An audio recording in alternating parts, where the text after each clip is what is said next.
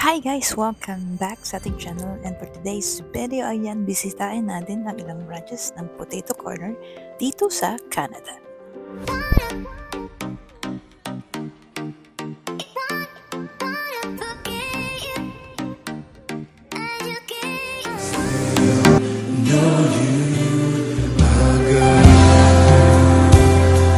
So ayan, bali mabilis na recap lang po tayo. So bali ang isa sa mga founder ng Potato Corner ay si Jose Magsaysay Jr. So bali apat sila magkakaibigan at sila ay nag-ambagan sa first branch ng Potato Corner dyan sa may Mega Mall. So, napakaganda nung pwesto nung kanilang first branch at sa first month ay na ano na nila, na balik agad yung puhunan nila na 150,000 dahil kumita sila ng 300,000 in 1 month.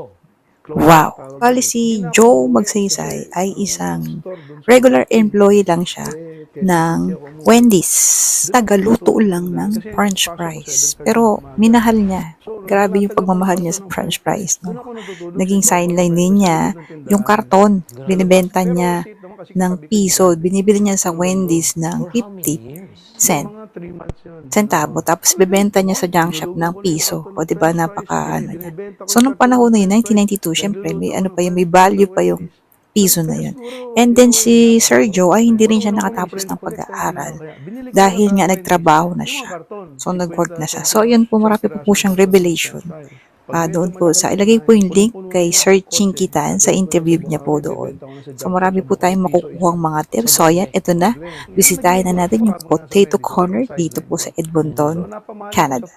Anyway, I'm Daisy Treat and nandito po kami sa Edmonton, Alberta, Canada. So first Potato Corner po na binisita po natin ay ito po yung malapit sa Edmonton International Airport. So si Potato Corner po ay wala po siya sa food court. So nandun po siya sa designer shoes warehouse. Ayan, kalapit po ito po. Nasa corner po sila. So katabi niya po yung Share Local Market. So yun, kung magpapagawi po kayo dito, ito po banda ang Potato Corner.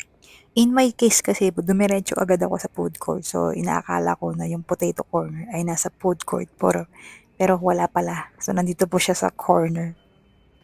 So, next naman natin ay ang West Edmonton Potato Corner branch. So, ayan. Nandito na agad tayo. Agad-agad. So, ito pong Potato Corner na to ay nasa food court. Pero, wag ka kasi yung food court po ng West Edmonton Mall ay dalawa po. So, ito po yung second na food court. So, medyo malaki kasi itong West Edmonton Mall. So, i-search nyo na po before kayo pumunta kung kayo po ay bago kasi napakalaki din po nitong West Edmonton o tinatawag nilang WEM. So, back in the Philippines, so ma-share ko nga lang po. Kasi itong Potato Corners sa Pilipinas, hindi naman masyadong, ako, hindi ko siya masyadong pinapansin. Kasi napakarami naman po talagang pagkain sa atin na pagpipilian. So, dito lang ako naging interested na kumain ng Potato Corner. Siyempre, Pinoy food. So, Pinoy proud. So, might as well support natin. So, ayan, meron din po silang gulaman. Ayan. Hindi naman siya kasing authentic ng lasa, pero at least may konting blend ng gulaman. Next stop natin ay ayan, ito po ang Potato Corner naman dito malapit sa amin. Dito sa Millwoods, ayan, town center. Ayan, walking distance lang po yan sa amin kapag summer. Pero pag winter, syempre kailangan mo na mag-drive or mag-bus. So dito ay nag-order na tayo. So bali dito sa Edmonton is I think 4 or 5 yung Potato Corner na branch. And yung isa nga pala ay nasa Kingsway Mall. Doon malapit sa Kingsway. So imagine sa Edmonton pa lang is 4 na yung branch ng Potato Corner. So what more pa kaya sa ibang lugar like Toronto, Vancouver, and meron din nga pala sa Calgary. Ayan, insert natin mamaya yung mga picture. So bali ito yung in-order ko is yung size niya ay mega sweet and sour flavor. So nag-range siya sa around $8 to $9. And then yung itong, ano nga ba 'to, gulaman ay $3.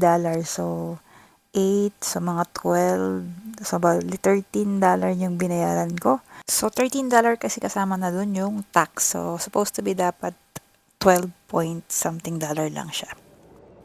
At syempre may mga iba pa rin siyang flavor guys. At yung pag marami nga kaming binibili ay binibili namin yung Terra Price, which is yung pwede mong pagsamahin yung dalawa or tatlong flavor sa isang box. So ayan, mas okay siya kasi mas matitikman mo yung ibang flavor. At si Potato Corner po ay available din po siya sa DoorDash or Uber Eats. Ito po yung parang Grab sa Pilipinas na pwede mo siya i-order online. O diba? Ang taray! At syempre meron dong Potato Corner sa CF Market Mall sa Calgary. And also meron din sa Kingsway Mall. And also on Ontario. And of course, hindi lang po dito sa Canada, meron din po sa USA, sa Thailand, sa Cambodia, Kingdom of Saudi Arabia, Australia, Singapore, Myanmar, Indonesia, and Hong Kong. Ayan, world class. Nakaka-proud Pinoy. Ayan yung Millwoods branch ay malapit lang po yan sa amin dito. Kapag summer pwedeng lakarin yan kasi pag walang snow, okay lang naman maglakad. Yun, masarap maglakad. And as of now, ang Potato Corner ay meron ng over 2,000 branches across 16 countries. Ayun, meron din sila sa US, syempre Canada, and then Australia, meron din sila, and then and Middle East, and Dubai. Ayan, see you sa Dubai. Malay mo, makapunta tayo dyan. So, yan, nakaka-proud ko kasi yan ay Pilipino, gawang Pilipino, gawang Pinoy. And maganda ring ideya talaga mag-business ng pagkain. Kasi Pilipino is all over the world. So, ayan. So, talagang tayo na lang ang kailangang aralin natin yung sistema, yung paano talaga magnegosyo, kumuha ng permit. So, ayan. So, pagkain talaga is the best choice ng business. So, ayan. So, ayan guys, thank you for watching this far and more Potato Corner branches for more sa buong mundo. Proud Pinoy. Thank you for watching and see you sa next video. Bye!